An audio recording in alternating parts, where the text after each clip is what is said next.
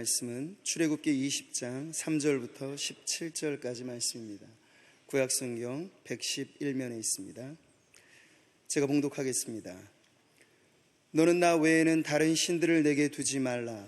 너를 위하여 새긴 우상을 만들지 말고 또 위로 하늘에 있는 것이나 아래로 땅에 있는 것이나 땅 아래 물속에 있는 것에 어떤 형상도 만들지 말며 그것들에게 절하지 말며 그것들을 섬기지 말라.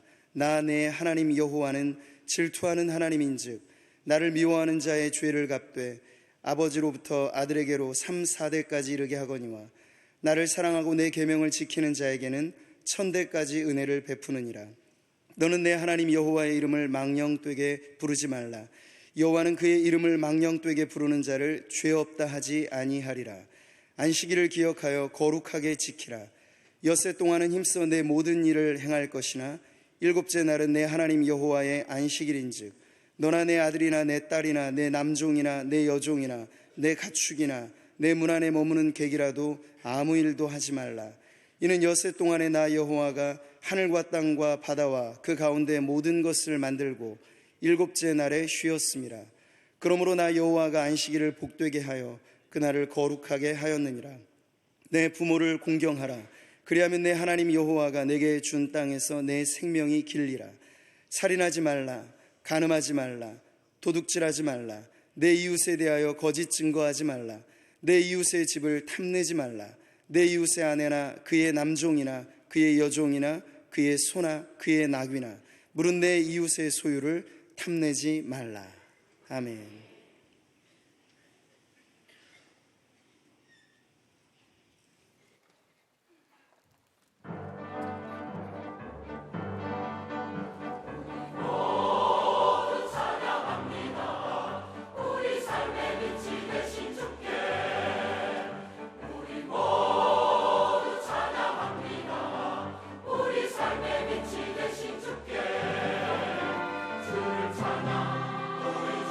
찬양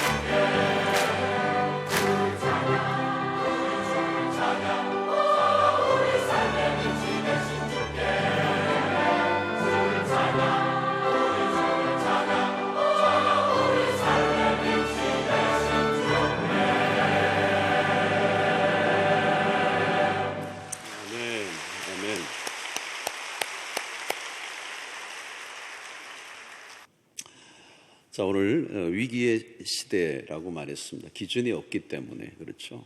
혼란이 일어나는 이유는 기준이 모호할 때 그렇습니다. 요즘에 선택이 많아졌습니다. 선택이 많아졌기 때문에 선택하기 어려운 거예요. 옛날에는 샴푸 뭐 이러면 하나만 있었잖아요. 그렇죠? 비누도 하나만 있고 뭐 복잡하지 않았어. 근데 요즘은 가면 뭘 사야 될지 몰라요. 선택이 많아졌다는 것은 선택하기 어려워진 겁니다. 자유가 많아졌어요. 근데 자유가 어려운 거예요. 자유가 많아졌는데 이 자유가 많아져서 좋은 게 아니고 오히려 우리를 더 구속하는 문화가 되었습니다. 이전보다 우리는 행복을 더 많이 구하지만 행복은 점점 멀어져 가고 있는 거죠. 그래서 이것이 우리의 삶의 어떤 기준과 연결이 되는 것입니다. 그래서 십계명은 우리의 삶에 참으로 축복된 그런 하나님의 선물입니다. 선명한 기준이 되는 거예요. 선명한 기준. 이 말씀대로만 살면 틀림없이 하나님의 우리의 인생에 축복을 주시고 우리의 삶에 깨어지고 망가진 게 다 회복되는 그런 역사가 일어날 것이라는 겁니다. 십계명은 원칙과 기준입니다. 그래서 명령을 하셨고요. 우리의 삶의 핵심적인 그런 기준들이 담겨져 있습니다. 자, 오늘 여기 보면 너는 나 외에는 다른 신들을 내게 두지 말라. 오늘 1계명을 살펴봅니다. 너는 나 외에는 다른 신들을 내게 두지 마라. 자, 이 무신론자들이나 또 타 종교의 사람들이 보기에는 굉장히 독선적인 말이죠. 나 외에는 다른 신들을 두지 마라. 그러나 여러분, 이건 복음이에요, 복음. 1계명이지만 사실 10계명뿐만 아니고 성경 전체가 강조하는 핵심적인 주제가 사실 1계명에 있습니다. 나 외에는 다른 신들을 내게 두지 말라. 나 여호와 오직 한 분 하나님.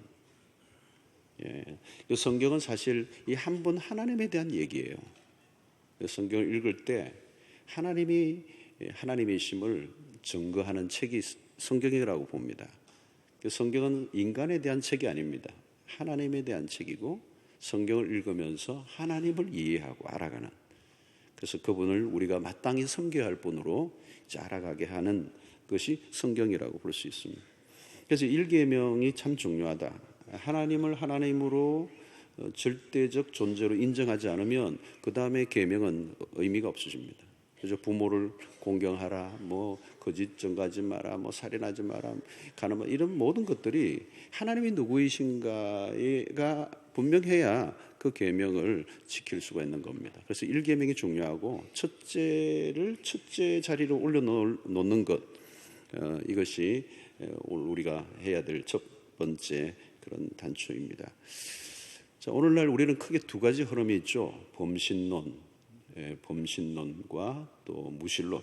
한쪽은 신이 있다는 거고 하나는 신이 아예 없다는 것인데요. 이 범신론은 뭡니까? 모든 것에 신이라는 거예요. 신인, 뭐 나무도 신이 될 수 있고 태양도 신이 될 수 있고 동물도 신이 될 수 있고 그 사람도 신이 될 수 있고 아이도 신이 될 수 있고, 여러분 티베트의 종교 달라이 라마도 마찬가지잖아요. 지금 제2의 또 그 달라이 라마 이후에 사람이 없으니까 지금 못 정한다. 후임자를 안 정하기로 했다. 뭐 그러잖아요. 사람이 신이에요, 사실은. 신적인 존재로. 그래서 신들이 계속 만들어지고 신을 누구든지 선택할 수 있고 내가 신이 될 수도 있고, 백화점에 물건 고르듯이 자기가 마음에 드는 신을 정할 수가 있는 것입니다. 또 하나는 신을 부정하는 것이죠. 신이 없다. 특히 미국에서 9.11 테러 이후에 이게 무신론이 굉장히 강세를 띠고 있습니다. 그 중에 큰 역할을 한 사람이 이 무신론 전도사인 도킨스라고 하는 사람이고 히친스라는 사람이에요. 이 도킨스라는 사람은 만들어진 신이라는 책을 지어서 베스트셀러가 됐어요. 히친스는 뭐예요? 신은 위대하지 않다. 이런 책을 출版하면서 신앙인들에게 위협적인 공격을 쏟아붓습니다. 이 영국의 옥스포드의 아주 석학이 똑똑한 사람이 이제 신이 없는 것을 증명해내는 아주 설득력 있는 그런 책을 써서 많은 사람들이, 이제 젊은이들이, 지성인들이 거기에 끌려가고 있습니다. 그 외에도 여러분 우리는 신이 없다, 신은 없다, 예수는 신하다 이런 등등의 이 무신론적 공격이 굉장히 강세를 띠고 있습니다. 그래서 우리 어린 아이들 이 인터넷으로 들어가 보면 이 도배를 해놨죠. 이제 그런 것들 이제 한쪽은 이 다신론적, 범신론적인 것이고 하나는 무신론적인 것입니다. 이런 세상 속에서 오늘 우리 십계명이 너무도 중요한 것이죠. 너는 나 외에는 다른 신들을 두지 말라. 이게 나 외에는 이 말은 이 번역을 좀 하면 내 앞에서, 내 면전에서 그런 뜻이 있습니다. 내 면전에서, 내 목전에서, 내 눈앞에서 다른 신을 두지 마라. 자, 주님의 눈앞이 어디입니까? 주님의 면전이 어디죠? 하나님은 무소부재하신 분입니다. 안 계신 곳이 없죠. 그러니까 이 세상 어디에서도 하나님 외에 다른 신을 섬기면 안 된다는 거죠. 자, 우리는 둘 중에 하나입니다. 하나님을 섬기든지 우상을 섬기든지 이제 중립지대가 없다. 자, 이스라엘 백성들이 애굽에서 400여 년간 노예 생활을 살았던 그 문화는 다신론의 배경이었습니다. 보면 별별 신들을 다 만들어서 섬겼던 거죠. 그들이 이제 구속받은 백성으로서 하나님만 섬기도록 요청을 받습니다. 너희들이 이제 오직 하나님이다. 다른 신은 없다. 오직 한 분이시다. 이제 가나안에 들어가서 새로운 농경 문화 안에서 그 시대에 다양한 그 우상에 무릎 꿇지 않고 참 신이신 하나님만 섬기라고 이제 요구하시는 말씀인 것입니다. 자, 그런데 인간은 늘 우상을 만들어요. 잘 만들고 우상을 참 너무 잘 만들어요. 우상 제조기다. 인류 역사를 보면 끊임없이 별 이상한 것들을 만들어냅니다. 애굽을 중심한 국가들 안에도 다양한 신들이 있었습니다. 인간의 유한성 때문에 그렇죠. 인간의 유한성. 그 본성적으로 인간은 이런 우상을 만드는 겁니다. 그 만드는 요인은 뭐죠? 불안하니까. 근원적인 불안함 때문에 우상을 자꾸 만드는 겁니다. 왜 종교가 생겼습니까? 두려움 때문에. 두려움이 있는 거죠. 그래서 그 두려움을 극복하기 위해서 이 종교를 만들고 또 다양한 신들을 만드는 것입니다. 그래서 시대마다 다양한 신들이 여러 가지 옷을 입고 인간들의 숭배를 받아온 거죠. 자연적인 그런 것들과 친화적으로 지내던 시대, 또 농경 문화, 그럴 때는 그것과 관련된 신들을 만드는 거예요. 자기에게 맞는 자기의 생활과 일상에 아주 가까운 것들. 그래서 이러면 어촌들이나 이런 데 가면 이 물고기들이 또 신이 돼 있어요. 그 공중에 달아놓은 게 물고기고, 또 농경 문화에 태양이 중요하면 태양신을 섬기는 거고, 자기의 생존과 연관되어 있는 것을 이제 신으로 만들어서 섬기는 겁니다. 그래서 신은 유형, 무형으로 자주 등장을 합니다. 사람 모양도 있고 사람과 짐승이 막 섞여져 있는 그런 것들도 있고, 사람이긴 사람인데 팔이 막 여러 개 있고 몸뚱이가 몇 개 있고, 이런 동물들이 형상이 되어서 신이 되기도 하고, 심지어는 벌레도 있습니다. 벌레도 신으로 만들어서 섬기는데 참 뭐 동남아 국가나 이런 데 가보면 이제 그런 것들을 굉장히 많이, 뱀 같은 것도 얼마나 많이 신으로 주로 등장을 합니까? 자, 오늘날은 이런 이제 유형보다는 무형으로 많이 신을 만들었어요. 인간의 이성이 신의 자리에 앉아 있습니다. 그래서 이성으로 그 신을 판단하고, 또 신을 이렇게 히친스나 도킨스 같은 사람들이 그렇게 만드는 거죠. 이성이 신이 되어 있는 겁니다. 그래서 이성으로 규명하고 입증할 수 없는 것이면 존재하지 않는다. 이성이 최고의 위에, 그래서 이성이 만들어낸 세계가 과학이고, 그 과학이 오늘날 신이고, 그래서 오늘 우리의 모든 인간의 문명을 바꾸고 우리를 행복의 길로 이끌어 줄 것처럼 이제 과학이 지금 가고 있는 거죠. 이 과학이 지금 발달되면서 미래가 멋있고 우리에게 행복을 줄 것 같지만, 여러분 우리가 경험하지만 과학이 발달할수록 행복해지는 게 아니죠. 더 불행해지고 있는 것입니다. 또 요즘은 어떤 신이 만들어져 있죠? 돈, 만몬의 신, 뭐 최고의 신이죠. 이 신은 계속 바뀌는 거예요. 우리 신발 바꾸듯이 계속 바뀌는 거예요. 그래서 인간이 의지할 만한 것을 만들어서 우상으로 섬기는 것입니다. 자, 처음에는 하나님을 유일신으로 섬기다가 시간이 흐르면 변질이 되는 거예요. 하나님의 백성들도 하나님을 섬기다가 그 자리에 다른 것을 옮기는 거예요. 이스라엘 역사를 보면 그렇습니다. 가나안에 들어가서 얼마 있지 않아서 바알과 아세라를 숨기고, 또 이스라엘 백성들도 이 솔로몬 왕 때나 솔로몬이 아주 신앙이 좋고 하나님을 중심으로 해서 이렇게 왕권을 얻었지만, 처음에는 좋은 출발을 했지만 세월이 흐르면서 잡다한 신들을 섬겨요. 이방 여인들이 많죠. 여러분, 이 솔로몬이 나중에 보면 여인들을 많이 두죠. 그래서 후궁이 700명이잖아요. 그리고 전체 토탈 1000명을. 그러니까 이 외국에서도 이렇게 무슨 지원을 받고 뭐 여러 가지 공물을 받는 가운데 여자도 받는 거예요. 그러면 거기에서 우상이 들어오는 거예요. 거기에 문화에 있는 우상들이 막 들어오는 거죠. 그러면서 잡다한 신들을 섬기는 그런 삶을 살게 됩니다. 그래서 물질적인 번영, 그죠? 돈이 많아졌어요. 솔로몬 돈만 부자였잖아요. 군사적 파워를 가졌어요. 강력한 힘을 가졌어요. 그 주변에 조공을 받을 정도로. 그리고 여인을 많이 섬겨요. 오늘 리차드 포스터가 얘기했던 거하고 똑같아요. 그 우상이 뭐예요? 이 money, power, sex, 이 세 가지, 이 전체를 다 가지고 있었던 거예요. 그러면서 하나님의 자리에 그런 물질적인, 그리고 파워, 그리고 이런 성적인 쾌락, 이런 것들이 우상이 되어지면서 마침내 이 나라가 쪼개어지는 비운을 맞게 됩니다. 하나님의 언제나 평가 기준은 첫 번째 계명에 대한 순종 여부예요. 하나님만을 섬기는, 하나님 외에 다른 신을 내게 두지 말라는 거예요. 하나님만을 섬기는가 아니면 다른 것을 섬길 건가, 여기에 타협점이 없다는 거예요. 양보를 하나님이 하시지 않아요. 첫 번째 계명을 깨는 순간 인간은 하나님의 심판 안으로 스스로 들어가는 거예요.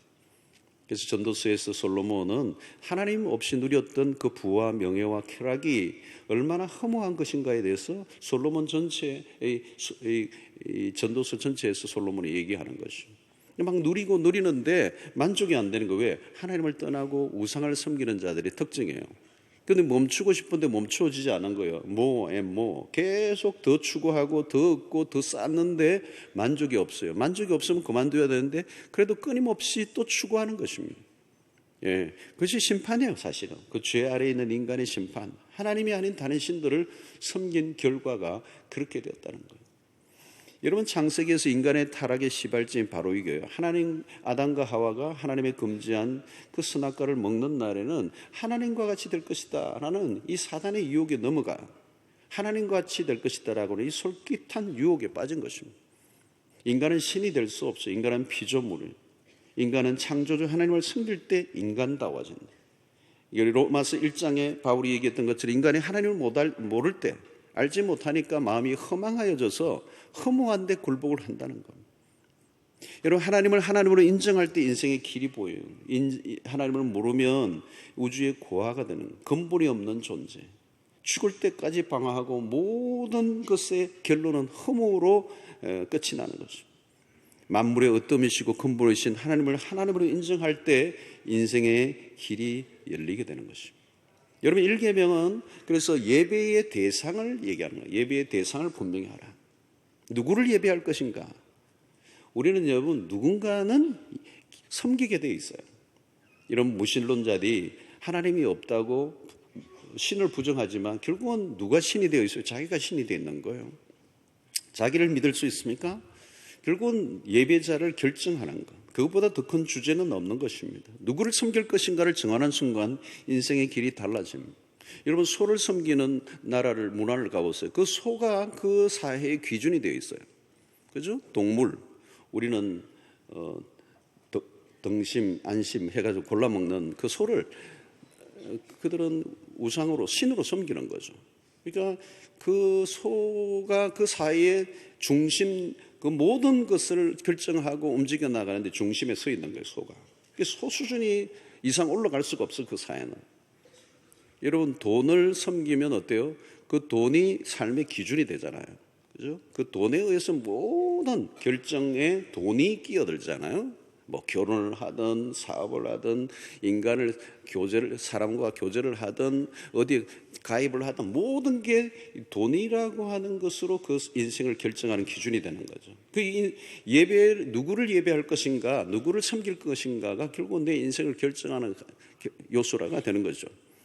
그래서 여러분, 우상숭배에 빠지는 이유가 뭘까요? 무지예요, 무지. 하나님에 대한 무지. 신지식이 없어서 그렇다는 겁니다. 그래서 우리가 동남아, 특별히 동남아 국가나 아프리카나 이런 나라들 가보면 그 특징이 뭡니까?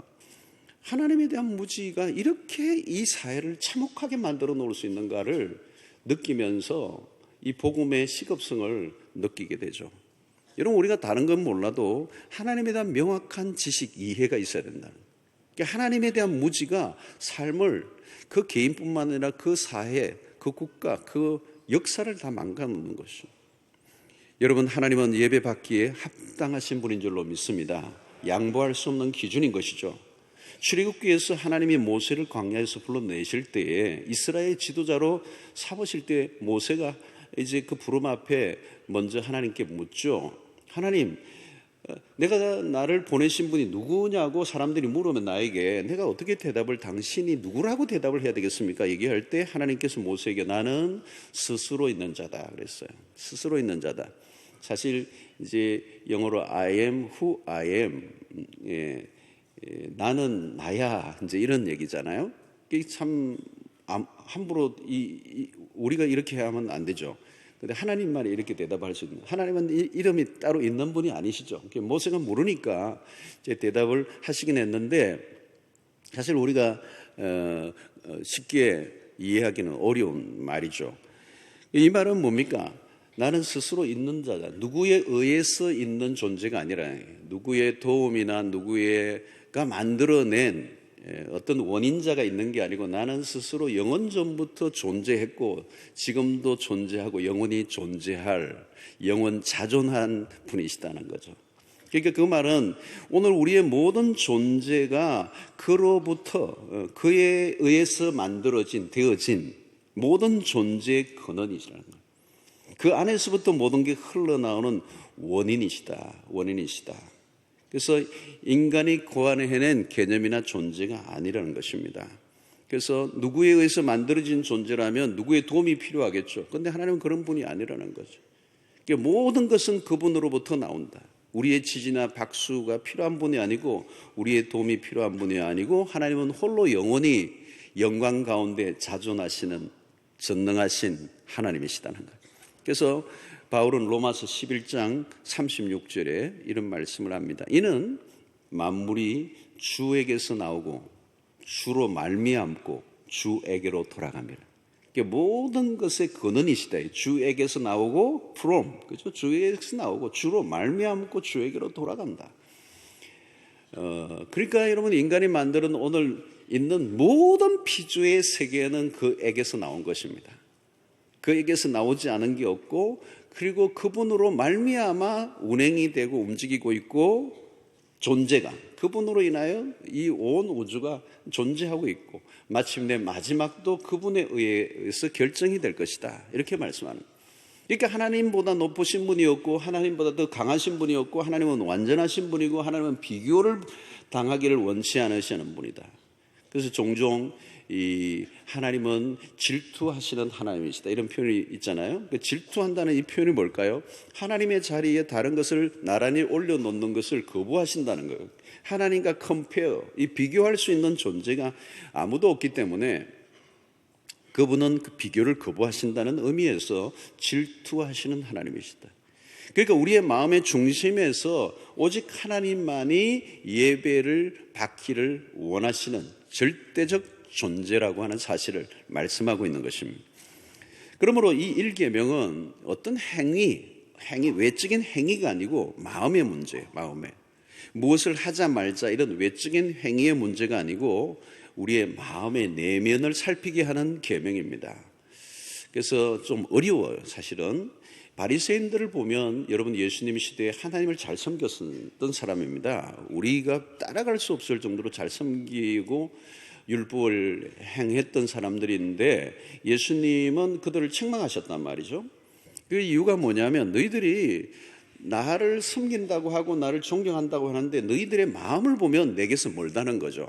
하나님이 주님이 보셨던 관점은 외적인 행동이 아니고 그 마음의 상태라는 거죠. 그래서 이 1계명은 우리가 지금 주일을 나와서 예배를 드리고 찬송을 부르고 헌금을 하는 그 자체보다 우리의 마음을 지금 들여다보시는 거예요. 그리고 나 외에 다른 신을 두지 말라라고 할 때 이 다른 신은 우상의 문제고 오늘날의 우상은 우리의 마음에 숨겨져 있는 거란 말이죠.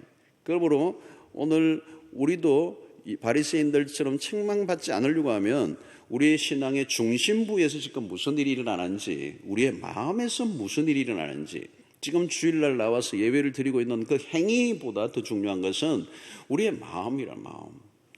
그래서 이스라엘 백성들이 가장 중요하게 여기며 매일 암송했던 것이 뭡니까? 쉐마의 쉐마. 자, 그 말씀이 신명기 6장 4절로 이후에 이렇게 쭉 나오는데 4절 5절만 우리가 잠시 보면, 여러분 한번 읽어볼까요? 시작. 이스라엘아 들어라. 우리 하나님 여호와는 오직 유일한 여호와시니 너는 마음을 다하고 뜻을 다하고 힘을 다하여 내 하나님 여호와를 사랑하라. 오늘날 끊기네요. 오늘 내가 내게 명하는 이 말씀을 마음에 새기고. 자, 이 매우 중요한 말씀이에요. 이스라엘 백성들은 매일 이 말씀을 외우는 거예요. 암송을 하는 겁니다. 하루도 빠짐없이.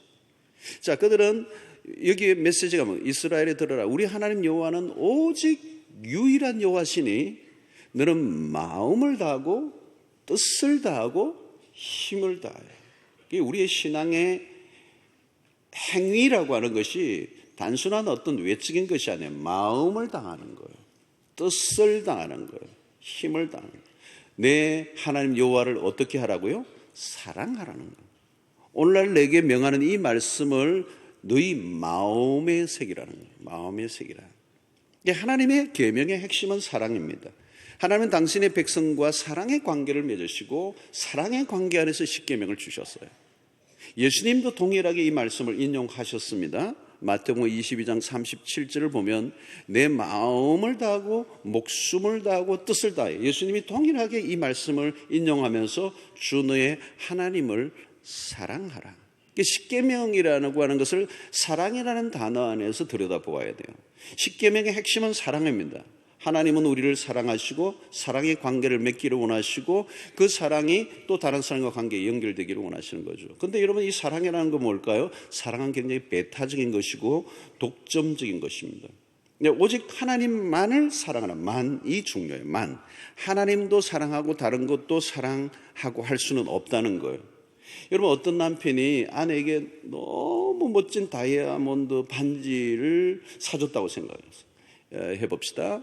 근데 놀라운 것은 알고 보니 아내에게만 사준 게 아니에요. 어떤 여자에게도 사준 거예요. 2개를 산 거예요. 자, 그러면 여러분, 이 남편이 아내를 사랑하는 건가요? 남편들이 대답하시죠. 여러분, 이 두 사람을 동시에 사랑할 수 없는 거예요.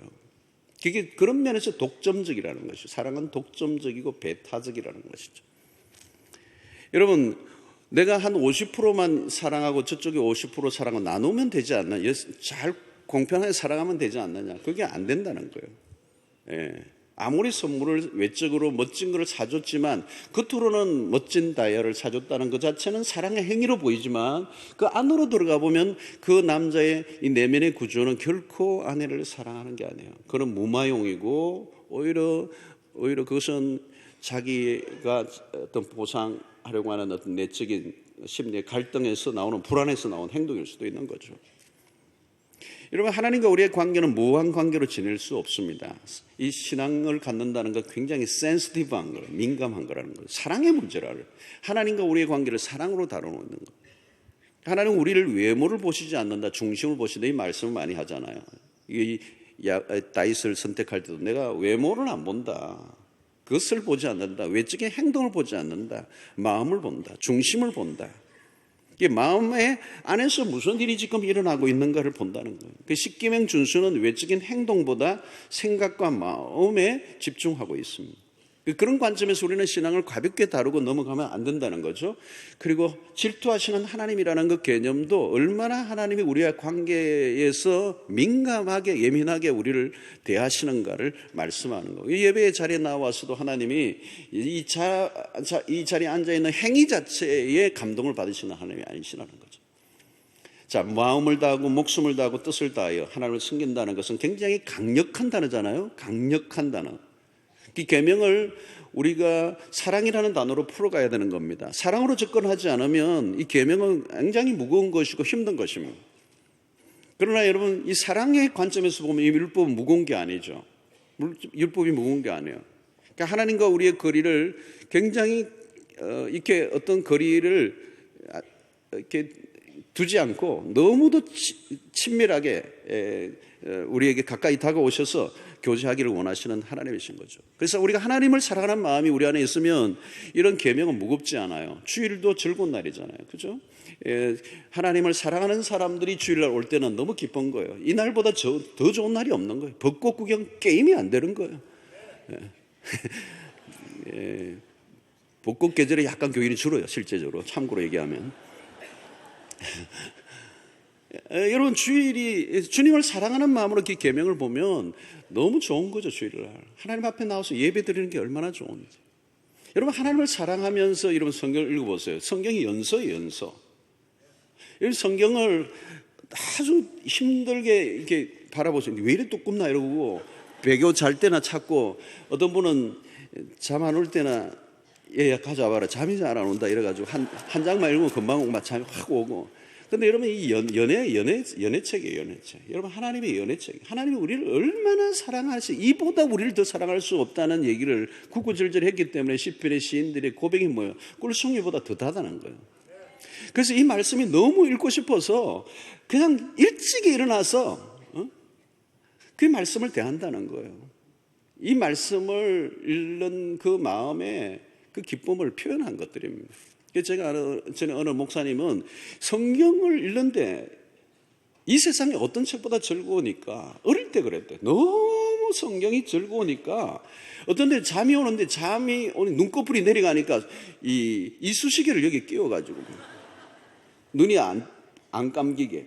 그렇게 말씀이 즐겁고 신이 나는 거. 왜? 사랑하니까.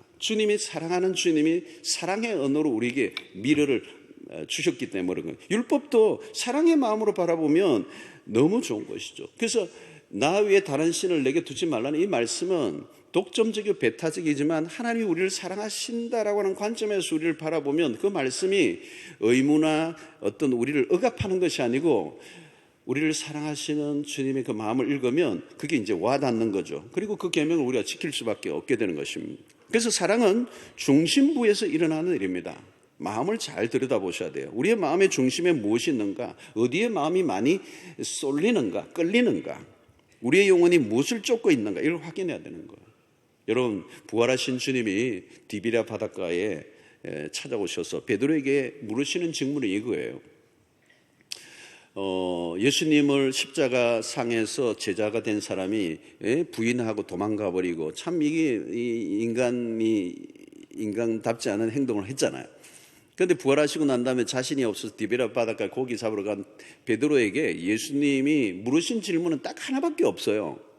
하실 말씀은 참 많을 것 같아요. 너가 제자가 되어서 이렇게 도망와가지고 인간이 이렇게 살아야 되겠나? 제대로 좀 살아라. 앞으로는 좀 정신 차려라. 앞으로 좀 충성할 거니? 뭐 이렇게 물으셔야 되는데, 주님은 전혀 그런 걸 묻지 않으세요. 딱 하나만 물어요. 요한의 아들 시몬아, 너가 나를 사랑하느냐는. 여러분, 너 진짜 앞으로는 배신 안 하고 충성할 거니? 이렇게 물으면 자신 없어 할지도 모르겠어요. 근데 너가 나를 사랑하느냐? 이 물을 때는 베드로가 대답을 해요. 내가 주님이 아십니다. 물론 뭐 사랑합니다 이런 말은 못했지만 사랑한다는 표현이에요. 주님이 아십니다. 근데 여러분, 예수님이 3번 물으셨는데 똑같이 질문은 하나예요. 너가 나를 사랑하느냐? 여러분, 하나님이 우리에게 확인하고 싶은 건 딱 하나입니다. 사랑입니다. 내가 지금 얼마나 멋지게 사느냐 그게 아니고요. 어떤 위대한 헌신을 하느냐 그것도 아니고요.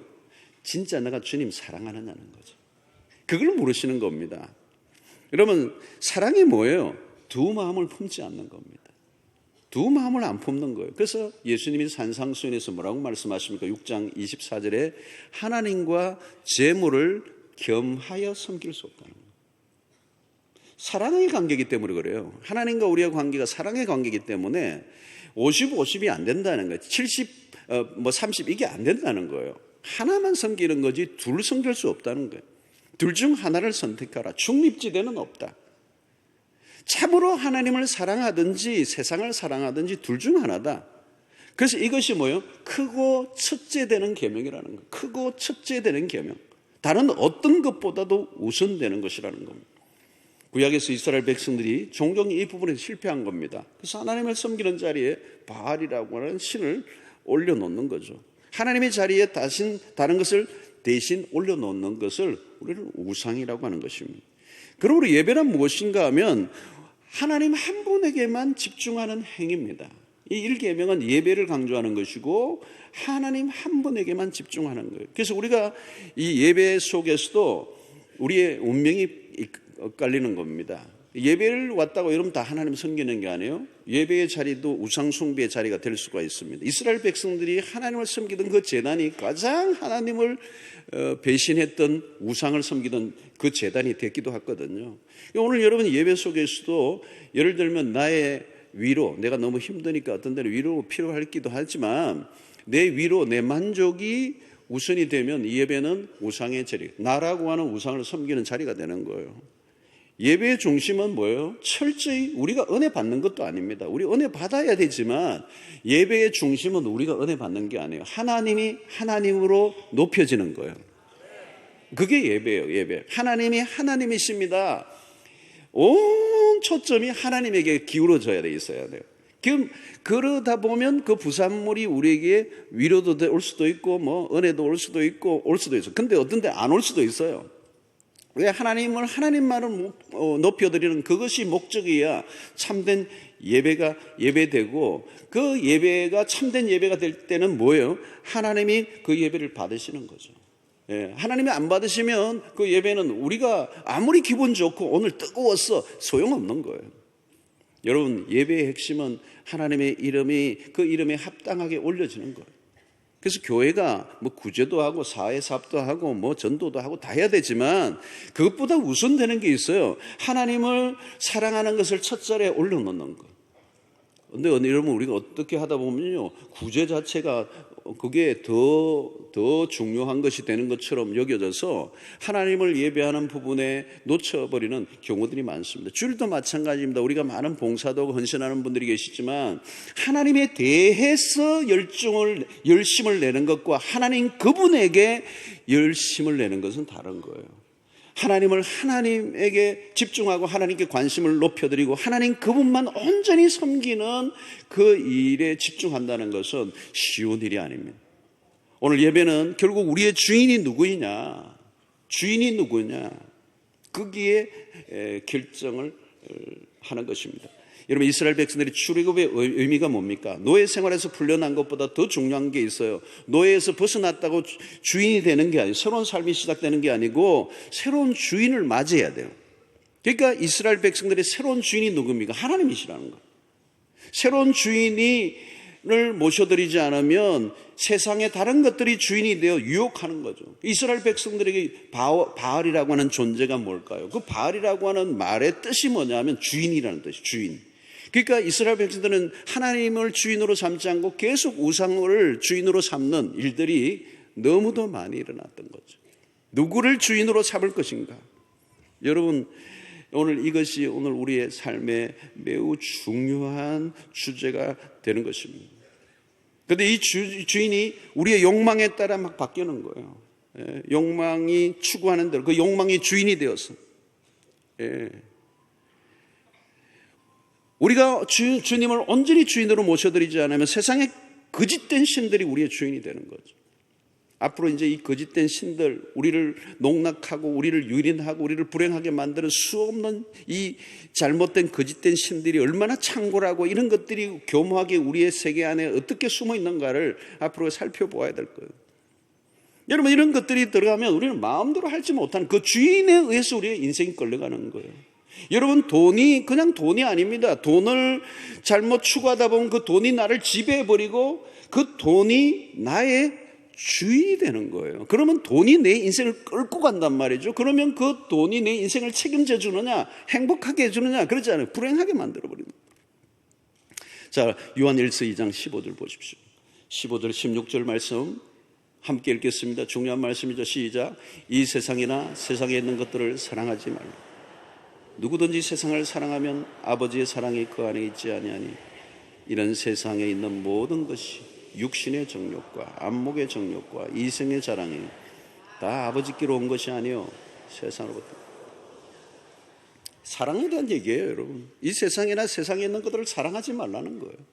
누구든지 세상을 사랑하면 아버지의 사랑이 그 안에 있지 않다는 거예요. 이는 세상에 있는 모든 것이 육신의 정욕과 안목의 정욕과 이생의 자랑이니 다 아버지께로부터 온 것이 아니요 세상으로부터 온 것이다. 여러분, 이것이 세상의 것들이 우리를 주인 삼아서 끌고 간다는 거죠. 하나님은 우리와의 관계에서 다른 어떤 것도 끼어드는 걸 원치 않아 하십니다. 예. 여러분, 어떤 사람은 너무 이기적인 하나님이 아닌가 이렇게 생각할 수 있으면 그러지 않아요. 여러분, 하나님 우리 1계명을 주신 목적이 10계명을 주신 목적은 우리를 너무도 사랑하시기 때문에 하나님을 첫자리에 올려놓는 삶을 살 때 비로소 우리의 삶은 가치가 있어지고 우리의 삶의 질서가 찾아오고 우리의 삶의 안정이 찾아오고 우리의 삶의 행복이 찾아오고 우리의 삶의 모든 것이 원점으로 회복되는 역사가 일어난다는 거예요.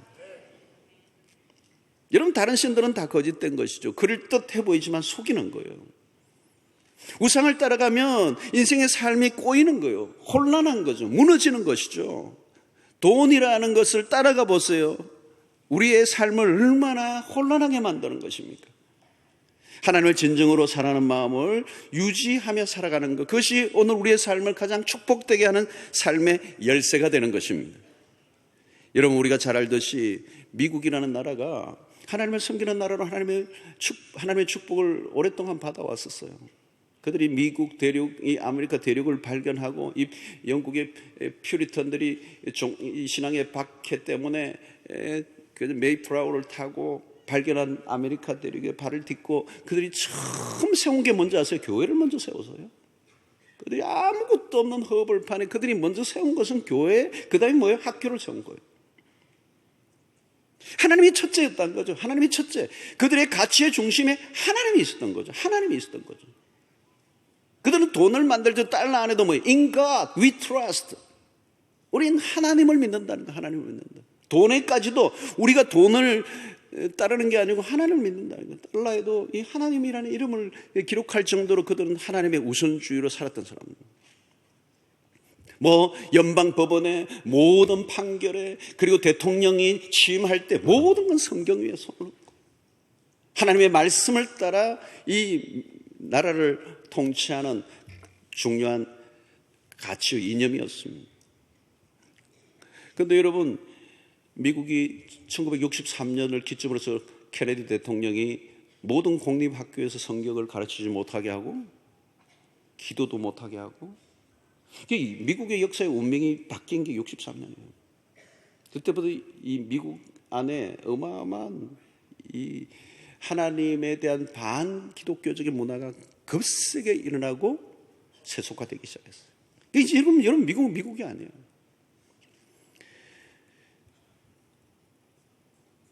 9.11 테러 사건이 매우 중요한 사건이었죠. 여러분, 이 뉴욕, 맨하탄, 금융가, 부의 상징, 오늘 경제대국의 그 위용을 자랑하는 이 세계 무역센터, 월드 트레이드 센터가 무너지게 된 거예요.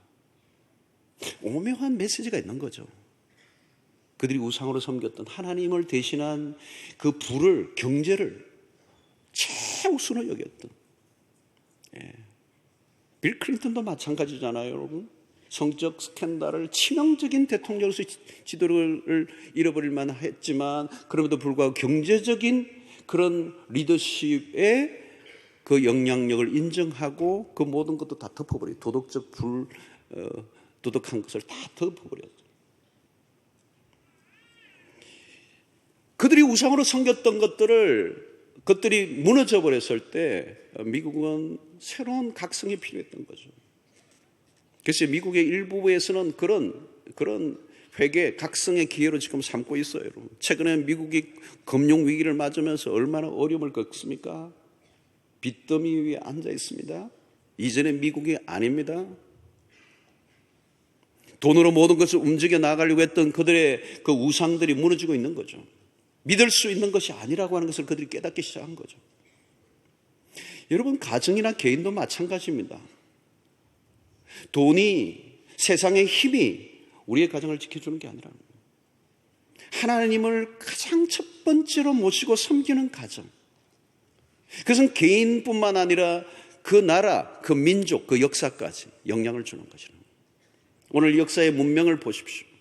하나님을 온전히 섬겼던 그 민족들, 그 민족에 하나님이 간섭하시고 역사하시고 흥왕케 하시고 복을 주시는 거죠. 그런데 그 복을 깔아뭉개고 그 복에 겨워 하나님을 잊어버리면서 경제적 성장과 함께 하나님이 프라이오리티에 사라져버리고 그들이 다른 것을 섬기기 시작하고 물질을 섬기기 시작할 때 그 역사 속에 하나님은 더 이상 함께 하실 수 없는 거예요. 그래서 역사의 축이 새롭게 옮겨져 가는 거예요. 사랑하는 성도 여러분, 하나님이 뒷전에 밀리고 하나님을 귀중하게 여기지 않는 순간 그 개인이나 가정이나 역사나 모든 국가의 운명은 누구도 책임질 수 없는 상태로 가게 되는 것입니다. 성도 여러분, 최고의 하나님께 최상의 예우를 할 수 있기를 축원합니다. 하나님을 하나님의 자리로 올려 놓으시고 하나님과 하나님의 자리에 다른 것을 대체했던 것들이 있다면 깊은 각성과 해결을 통하여 다시 하나님을 내 인생의 최고의 위치에 올려놓는 은혜가 있게 되기를 축원합니다. 이게 여러분 개인과 역사와 모든 운명을 바꾸는 것입니다. 여러분 신앙생활 우리가 하다 보면 우리도 모르게 조금씩 하나님이 뒷자리에 밀려나는 거예요. 프라이오리티가 아닌 거예요. 최우선이 아닌 거예요. 최고가 아닌 거죠.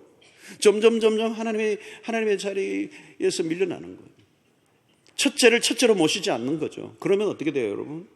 우리의 삶의 모든 것이 망가진다. 오늘 여러분 우리가 헌금을 하거나 이런 것도 여러분 그 헌금 자체가 중요한 게 아니에요. 여러분 하나님이 돈이 필요하신 분이 아니에요, 여러분. 우리의 마음을 보시는 거예요. 내가 물질을 숭배하느냐 하나님을 숭배하느냐 이 싸움이에요. 내가 정말 나를 사랑하느냐는 거죠. 너의 마음의 한 구석에 뭐가 있느냐는 거예요. 여러분 오늘 우리는 좋은 것을 추구하는 시대입니다. 자꾸 좋은 것. 이 좋은 것이 우리 우상이에요, 여러분. 업그레이드 신이 강림하사. 우리가 좋은 것을 추구하면서 그 좋은 것을 추구하는 그것이 우리 우상이 되는 거죠. 그래서 정말 참으로 최상의 하나님을 놓치는 거예요. 여러분 우리 인생에 오늘 이 말씀에는 뭐예요? 나 외에 다른 신을 내게 두지 말라. only라는 거, only. 다른 신을 두지 말라라는 이 말에는 다른 신이 있기 때문에 다른 신을 섬기지 말라가 아니에요. 다른 신이 없어요. 그것은 거짓이에요. 짝퉁 하나님이란 말이죠. 인간을 속일 뿐이란 말이죠. 그것을 두지 말고 참된 하나님 오직 나만을 여호와로 섬기라는 거예요. 여러분 하나님을 뜨겁게 사랑하고 섬기는 일에서 다른 것 어떤 것에도 밀리지 않게 되기를 축원합니다. 오늘 우리의 삶에 모든 엉클어지고 깨어지고 무너진 게 있다면 돌이키고 회복시키는 길은 딱 하나예요. 1계명이에요. 1계명 하나만 우리가 정확하게 붙잡아도 하나님 우리의 모든 삶에 다함이 없는 기가 막힌 은혜를 부어주실 줄로 믿습니다. 여러분들의 가정에 회복이 일어날 것입니다. 왜 여러분 우리의 가정에 혼란이 일어난 줄 아세요? 여러분 주인이 바뀌었기 때문에요. 이상한 게 주인이 돼 있는 거예요. 예. 제가 지난 철야에도 얘기했지만 이 귀신이 그냥 춤을 추는 시대인 거예요. 예. 정상적이지 않는 시대인 거죠. 어둠의 영이 우리를 지배하며 엉뚱한 것에 우리의 시선을 빼앗겨서 마치 신기루처럼 쫓고 있는 거죠. 가짜인데 진짜가 아닌데 짝퉁인데 하나님인 줄 알고 그것이 내 인생의 행복을 줄 줄 알고 이 속이는 이 시대 속에 우리의 눈을 다시 열어 하나님을 하나님으로 인정하고 그분을 높여드리고 그분에게 마땅한 예배를 드리고 그분에게 마땅한 섬김을 섬겨드리는 그런 은혜를 여러분들 누리셔서 여러분들의 삶에 하나님이 여러분들의 삶의 중심에 오시면 그분이 영광을 받으시는 인생이 우리의 인생에 있어서 가장 최고의 인생이 될 줄로 믿습니다. 하나님 아버지 감사합니다. 오늘도 우리에게 주신 말씀을 붙잡고 하나님 외에 다른 신이 없음을 입으로만 아니라 우리의 삶으로 우리의 마음으로 우리의 모든 삶의 영역에서 하나님을 내 인생의 첫 자리로 모셔드리는 삶을 살게 하여 주시옵소서. 예수님의 이름으로 기도하옵나이다. 아멘. 이제는 우리 주 예수 그리스도의 놀라우신 은혜와 하나님의 크신 사랑과 성령의 교통하심이 오직 여호와 한 분 하나님만을 내 인생의 가장 귀중하고 최고의 분으로 모시며 우리 안에 있는 모든 우상을 몰아내고 하나님만을 온전히 섬기고 사랑하기로 결단하고 돌아가는 주의 백성들 머리 위에 지금부터 영원토록 함께 있을지어다. 아멘.